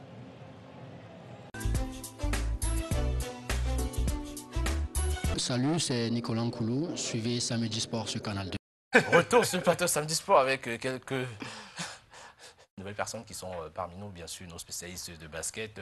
Arthur Jean-Wanet qui fait sa présence sur le plateau. Arthur, bonsoir. Bonsoir Edith, bonsoir à tous les téléspectateurs. Je rappelle que vous êtes là depuis un bout comme tout le monde, bien sûr, et que vous allez tout simplement passer en deuxième partie pour le basketball comme d'habitude. Bien sûr, bien sûr. Sans plus tarder avec nous aussi également Steve Gassa qui est parmi nous. Salut Steve. Bonsoir, bonsoir à tous les spectateurs. La grande forme Steve. Oui, comme d'habitude. Très bien. Avant d'évoquer le cas Kobe Bryant, très rapidement, on revient sur le cas de Christian Ebong avec vous, Arthur Jean-Wanet, juste en deux petits mots autour de lui. Oui, alors Christian Ebong, c'est vrai que c'est un jeune talentueux, mais comme on dit, il est plus tout jeune. Il a 32 ans. On a bien expliqué, il y a le championnat Formule 1, GT, Indy et GT. Ouais. Les trois couronnes. Les trois couronnes sous la bannière de la FIA. Simplement, il court aujourd'hui en GT. Il faut savoir que la vraie problématique dans ce sport, c'est les sponsors. Vous l'avez dit, il y a deux manières, tout simplement, parce que c'est vraiment un sport de riches. Les monoplaces pour le développement, les voitures, pour leur développement, ont besoin d'énormément d'argent. Pour vous donner une petite idée, la Formule 1, c'est le même budget qu'un F16 américain. Donc, c'est vraiment beaucoup, beaucoup d'argent. Pour évoluer dans ce milieu-là, il y a deux choses. Soit vous êtes extrêmement talentueux et les sponsors viennent, soit c'est vous-même qui amenez les sponsors. Donc, c'est là alors la problématique à laquelle Christian Ebong se heurte, c'est que il doit amener avec lui des sponsors, bien sûr, au niveau de l'État camerounais, ça ne se fera pas. Et à partir de ce moment-là, c'est très compliqué. Il y a eu donc ce sponsor nigérian qui a essayé de l'aider. En 2008-2009, il avait pu trouver des sponsors, mais depuis, c'est vraiment très erratique. Et lorsque vous n'êtes pas un crack, parce que vous avez parlé de Lewis Hamilton, c'est vrai, c'est à 9 ans en kart découvert par Ron Dennis. Mais après, c'était un avion de chasse en Formule 3000, en GP2 et arrivé en Formule 1. Et là, toutes les banques, les plus gros sponsors ont suivi. Très bien, on évolue avec ce qui nous attend de mieux. Hein, la raison d'ailleurs pour laquelle vous êtes là. Avec le cas, la retraite de Kobe Bryant. On va d'abord voir cette image. sont restés pour attendre ce moment magique autour de Kobe Bryant. Je vous prie de bien vous la suivre. You guys will always be in my heart, and I sincerely appreciate it. No words can describe how I feel about you guys. And thank you from the bottom of my heart. God, I love you guys, and I love you guys. Thank you for giving your whole heart, your body, and your soul for the city of LA. There'll never be nothing like you. We appreciate what you have done for us, and have a great retirement. Kobe Inc., baby. Once upon a time. With the 13th pick in the 1996 NBA draft, the Charlotte Hornets select Kobe Bryant from Lower Merion High School in Pennsylvania. There was a young basketball player who had in life is how your career moves and touches those around you. 代表了坚持、努力，然后永不放弃 ，never give up。谢谢科比。谢谢科比。Kobe Bryant 加油，支持你。It's like a big card for Kobe. Everybody's like telling him thank you. Thank you for everything. Thank you for all your time in LA. Respect you. You're talented. Everybody knows you're a legend. Thank you very much. What can I say? Mamba out.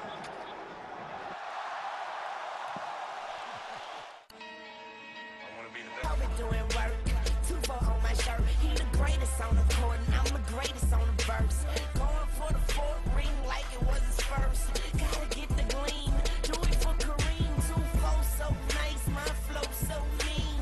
Catch me at the game. Never give up, comme on a coutume de dire, en tout cas ce qui se disait concernant le cas Kobe Bryant. Avez-vous, les spécialistes du basket, le cas Kobe Bryant, ça a été une nuit de folie. Une nuit magique. Je ne sais pas quel a été le sentiment que vous avez eu à la suite de cette rencontre, d'ailleurs à 60 points, phénoménal. Je ne sais pas si vous avez d'autres mots pour le cas Kobe Bryant. D'ailleurs, avez-vous, Arthur, avant de revenir sur Steve, un petit mot sur la trajectoire, la carrière Kobe Bryant. On se souvient à 17 ans, on a tous vécu, on l'a encore vécu la dernière fois lors de cette rencontre. Franchement... Alors pour introduire, moi je vais dire deux choses. Déjà, on avait conscience cette nuit-là qu'on allait vivre une nuit d'histoire. Et on a eu, c'est vrai, les 46 points de Curry, ils ont battu le record des Bulls de 72 victoires. Et il y a eu ce fameux match, le dernier match de Kobe Bryant avec 60 points. La trajectoire de Kobe, c'est laquelle? C'est un gamin surdoué qui arrive à NBA à l'âge de 18 ans sans passer par l'université. Il est drafté tout de suite par les Charlotte Hornets. Et c'est encore une bizarrerie de la NBA parce que les Charlotte Hornets ne le gardent pas. C'est une pépite, mais ils ne le sentent pas tout de suite. Et les Lakers ont le flair. Ils l'échangent avec Vlade Divac, qui était à l'époque déjà un très bon basketteur. Divac le croate. Divac le Yougoslave, oui, le Yougoslave, ouais. Le pivot yougoslave. Voilà, tout à fait. Et Kobe arrive en NBA. Attention, il joue aux Lakers toute sa carrière. Il n'est pas dans le 5 majeur des Los Angeles Lakers. Lorsqu'il arrive en NBA, il sort du banc, 6e, 7e homme. Il est barré par Eddie Jones, si je me rappelle bien à l'époque. Il y avait pas mal de concurrence. Il y avait pas mal de concurrence. La première année, il tourne à 9 points. La deuxième, il monte à 15 points. Mais attention, dès qu'il s'installe dans l'effectif, dans le roster des Lakers, il devient très rapidement, comme on dit souvent à NBA, le lieutenant de Shaquille O'Neal. Et cette équipe-là, elle est bien bâtie parce qu'elle a beaucoup de talent autour et surtout un magnifique coach, Phil Jackson. Justement, voilà. C'est la question. Est-ce que ce n'était pas Phil Jackson qui cristallise au mieux la maturité en basketball de Kobe Bryant? En tout cas, Phil Jackson n'a jamais abandonné Kobe Bryant parce que vous savez, les premières années de Kobe Bryant, il était quand même vu comme un garçon un peu têtu. C'est quand même quelqu'un qui a réussi à faire virer Shaquille O'Neal qui était le monstre de l'époque. Oui. Et Phil Jackson, à un moment, a parfois même failli perdre patience, mais lorsqu'on regarde de 2006, 2007 à 2010, Kobe Bryant, c'est le monstre de la NBA. Il a Phil Jackson à côté et là, c'est vraiment un monstre. Là, on regardait à l'instant le Staples Center à Los Angeles. On se souvient avec vous, Steve Gasser, du côté de Montréal, avec une rencontre qui vous a marqué. Vous étiez au stade, d'ailleurs, où il avait inscrit 81 points. Lorsqu'on assiste à une rencontre NBA, Steve Gasser, un joueur qui inscrit 81 points, en plus à ce niveau. Oui, c'était en 2006 contre Toronto. Au début du match... Vince Carter était là, rassurez-moi. Oui, il y avait Vince Carter, Jalen Rose, toute l'équipe était là. Donc au début du match, Kobe prend feu. Mais évidemment, comme tout le stade, on se dit que ça ne va pas durer jusqu'à la fin. Il marque. Et à un moment donné, en tant que supporter de Toronto, on commence à se demander mais jusqu'où il peut aller. Évidemment, le coach Sam Mitchell a quand même une grosse part de responsabilité lors de ce match parce que tout le match, il refuse de double team sur Kobe. Et en se disant qu'à un moment donné, Kobe ne pourra pas le battre tout seul parce que c'est aussi des fois des techniques que les coachs utilisent. Ils se disent, un seul joueur ne pourra pas nous battre. Malheureusement, ce jour-là, avec ses 81 points, quasiment à lui tout seul, il a battu Toronto. Est-ce qu'on a des cas comme ça qui se répètent autour de Kobe Bryant en termes de performance? C'est vrai que là, la dernière rencontre, 60 points, bon, 30 points pour lui, c'était dire classique banal.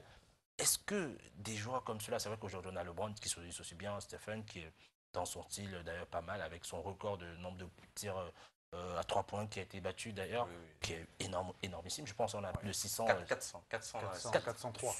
C'est énorme. Et sur le cas Kobe qui lui, avec autant d'années en NBA, parvient à avoir, d'ailleurs certains l'ont considéré comme le successeur de Jordan. Est-ce que c'était vrai ou bien c'était... Vous savez, là, en 98, lorsque Jordan prend sa retraite, la NBA est orpheline et on cherche qui va être le prochain Jordan. En 98, il faut bien se remettre dans le contexte. Vince Carter et Kobe Bryant sont désignés comme les successeurs éventuels de Michael Jordan parce qu'on était vraiment habitué aux moves de Michael Jordan et ainsi de suite. Simplement, là, Edith, vous parliez des 60 points. Il a marqué 60 points. Je pense que tout était fait ce soir-là pour qu'on ait le plus bel adieu, le plus bel au revoir pour Kobe Bryant. Lorsque, et Steve le disait, la fameuse soirée il y a 10 ans avec 81 points, dans mes souvenirs, il avait pris à peu près 40 shoots. Là, on est à 60 points, mais il en a pris 50. Donc vous comprenez que tous les systèmes étaient un peu dessinés pour lui. C'était son jour de revoir, tout était prêt. Mais il fallait quand même mettre la performance derrière. Il y avait de la réussite, oui. Voilà, il avait de la réussite. Kobe, il entrera forcément dans le Qu'est-ce qu'il a panthéon. apporté à la NBA en termes médiatiquement, en termes d'impact économique, ce joueur? Parce que c'est vrai que Jordan avait ouvert une véritable brèche. La NBA a commencé à être véritablement, comme disaient les anglo-saxons, bankable. Oui. Disons Kobe, il a su exploiter le marché asiatique. Il a effectué avec Nike beaucoup de voyages. Chaque année, il avait un petit voyage en Asie. Et il faut dire aussi qu'il a été pendant la période Internet. Donc, il avait beaucoup plus de visibilité que d'autres joueurs qui n'ont pas eu cette chance de l'époque de Jordan. Jordan, évidemment, c'était l'icône du basket. C'était le représentant du basket. Kobe a véritablement été vu comme son successeur, mais il l'a quand même prouvé sur le terrain. Je pense que ça a même été le seul joueur contre qui dont Jordan dit qu'il est celui qui se rapproche le plus de lui. Véritablement, Kobe a copié tout de Jordan, la langue, les moves, la gestuelle, la feinte de shoot. Bon, je pense qu'il faut pouvoir le faire. Je pense que ce n'est pas donné à tout le monde. Il a une carrière brillante, mais il faut quand même dire que Kobe, c'est quelqu'un qui polarise. Il y a des gens qui l'adorent et il y en a plein qui ne l'aiment pas du tout à cause de son caractère. Mais ça a été la même chose pour Jordan aussi. C'est-à-dire que tout le monde ne peut pas l'aimer, mais généralement tout le monde le respecte. Respecte ce qu'il fait sur le terrain, respecte la façon dont il se donne sur le terrain. C'est un compétiteur et c'est ce qu'on demande d'un joueur de basket. Alors, justement, il y a une question qui m'échappe, entre guillemets, parce que il termine sa carrière avec le dossard le 8, il débute avec le 24. Pourquoi le 24 et pourquoi à la fin le 8? C'est une bonne question. Il faudra sans doute poser à Kobe Bryant lui-même. Oui, bon, je sais qu'à l'époque, il avait changé de numéro entre le 8 et le 24. Je pense certainement, il était très proche de Jordan. Il voulait certainement pas prendre le 23. 23, oui. Bon, après, je pense que les numéros, c'est un peu de superstition, un peu d'identité de soi-même. Parfois, c'est quelque chose qui est lié à l'enfance. Honnêtement, je n'ai pas la réponse précise à cette question. Vous posez une colle. Très bien, une très belle colle qui a bien failli vous déstabiliser. Alors, on reste avec le cas bien sûr, de Kobe Bryant. Surtout, revenons sur ces dernières années avec les Lakers, bien sûr, et le nombre de titres glanés. Parce que c'est vrai qu'aux côtés de Phil Jackson, comme on l'a dit en début d'entretien, il était véritablement phénoménal. Est-ce que lorsque Shaquille O'Neal a quitté la NBA après sa retraite, on n'a pas eu le sentiment que Kobe devait être orphelin de lui? A-t-il été véritablement orphelin de Non, je pense que Kobe avait un objectif fondamental, c'est de montrer qu'il pouvait gagner sans Shaquille O'Neal. Parce que les 3 premiers titres que Kobe gagne, c'est Shaquille O'Neal qui est le MVP, c'est-à-dire qui est élu le meilleur joueur des finales. Et Kobe en fait un objectif personnel. Parce que tout le monde sait, et à un moment donné, il n'arrivait plus à s'entendre avec Shaquille O'Neal. Et l'un des deux devait partir et la franchise Lakers a choisi de garder Kobe Bryant. Donc vraiment, après le départ de Shaquille O'Neal gagne un titre avec Miami. Et Kobe veut vraiment montrer au monde du basket qu'il peut gagner. Donc il gagne ses 2 titres suivants avec Paul Gasol.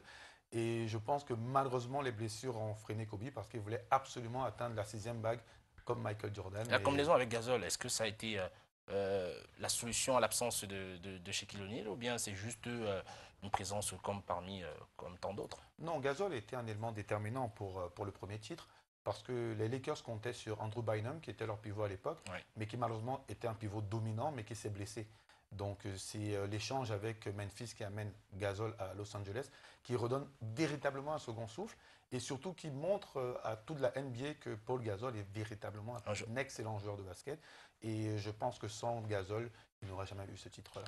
Les performances de Kobe Bryant avec vous, Arthur Jeanrené, avec la Dream Team, tout simplement, c'est-à-dire que l'équipe de NBA, l'équipe de basket américaine, est-ce que Kobe Bryant était aussi avec cette équipe-là, celui-là qui cristallisait au mieux les meilleures performances ou bien c'était un collectif, ou bien il se fondait tout simplement dans le collectif? Bon, vous savez, l'équipe américaine de basket est toujours vue comme l'équipe qui va dominer lorsqu'ils arrivent aux Jeux Olympiques ou aux Championnats du Monde. Alors, Kobe Bryant n'était pas forcément hyper dominateur dans cette équipe-là, mais attention, aux JO de 2008, qui ont eu lieu à Pékin, cette équipe-là était vraiment une équipe, on l'a appelée la Redeem Team, parce que c'était une équipe qui était en rédemption, parce que les JO d'avant, ils n'avaient pas eu la médaille d'or. Alors ils avaient assemblé autour du coach Mike Krzyzewski, ils avaient assemblé Dwayne Wade, LeBron James, Carmelo Anthony, Chris Paul, Kobe Bryant. C'était vraiment la grosse armada qui avait été déployée. Toute l'équipe avait bien tourné et je me rappelle de cette fameuse finale contre l'Espagne d'ailleurs de Pau Gasol, où le match est hyper serré jusqu'à la fin et Kobe vous sort 20 points en ramenant l'équipe quasiment à lui tout seul en fin de match. Donc c'était un bon fait de gloire, mais l'équipe américaine, avec ou sans Kobe, aurait dominé et Kobe est un bon élément. Est-ce que le basketball américain peut retrouver assez rapidement un phénomène comme Kobe où LeBron James est déjà considéré comme Bon, je pense qu'avec la fin de Kobe, c'est une ère qui se termine, celle des années 90. On a Vince Carter qui va certainement prendre sa retraite dans quelques jours dès que Memphis... Vince Carter, c'était quand même pas... non, à un moment donné, Vince Carter a ramené le concours de dunk. Oui, c'était le dunk, il a fait rêver avec le dunk, c'est vrai. Chaque soirée, vous aviez au moins 1 ou 2 actions. On regardait Sports Center juste pour voir le dunk de Vince Carter. Donc c'est vraiment une ère qui se termine, il va prendre sa retraite aussi. Là maintenant, c'est une nouvelle ère qui commence. C'est plus le modèle Jordan, maintenant nous avons des tireurs. On parlait de Stephen Curry au début de l'émission. Je pense que c'est maintenant à ce niveau-là des joueurs très rapides, très techniques qui peuvent tirer à 2 mètres de la ligne du 3 points. Un autre Jordan, il n'en a pas eu. Un Kobe, je ne pense pas qu'il y en aura non plus. Très bien. On va sortir de cette édition, messieurs. Avant de sortir, juste d'abord vous faire suivre cette bande-annonce de la 4e édition du GOTA du football africain qui va se tenir dans quelques semaines. La présence des personnalités africaines, d'ailleurs, l'ex-président de la FIFA, aujourd'hui président de la CAF, certaines vedettes comme Okocha, Torba, bien sûr, ils seront, je parle bien sûr, la nuit du football africain qui est partenaire de Canal 2 International. Je vous prie de bien vous la suivre, cette bande-annonce. Conakry, capitale du football africain, samedi 21 mai 2016, à partir de 21 h, dans le cadre somptueux du Palme Camaïenne, le pays du Sili reçoit la nuit du football africain. Et pour cette 4e édition, célébration par excellence des légendes du football d'Afrique et du monde. Le rendez-vous de tout le Gotha du football du continent. Un spectacle mémorable, une plateforme unique.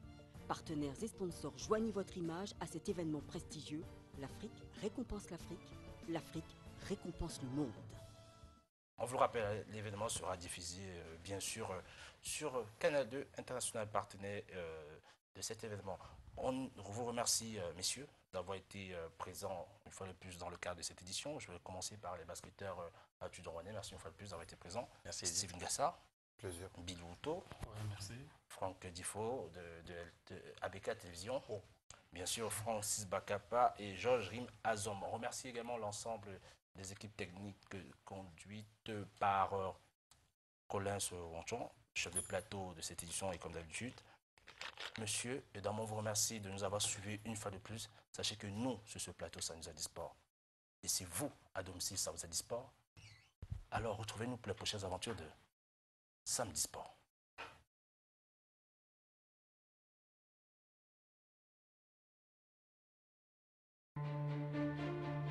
la passion. C'est elle qui nous motive. Pour faire quelque chose de grand. Pour changer la donne. C'est elle qui nous motive. Peu importe vos origines, votre apparence, elle brûle en vous tous. Elle est universelle. Face à des obstacles infranchissables, elle vous pousse à les surmonter, malgré tout. Elle vous relève. Vous échouez encore et encore. Vous vous endurcissez. Vous apprenez. Et un jour enfin, l'impossible se produit. Quelque chose se brise. Soudain, vos limites sont loin derrière vous. Le plafond qui vous écrasait n'existe pas. Il n'a jamais existé. Vous vous demandez alors, sans ces limites, jusqu'où pouvons-nous aller?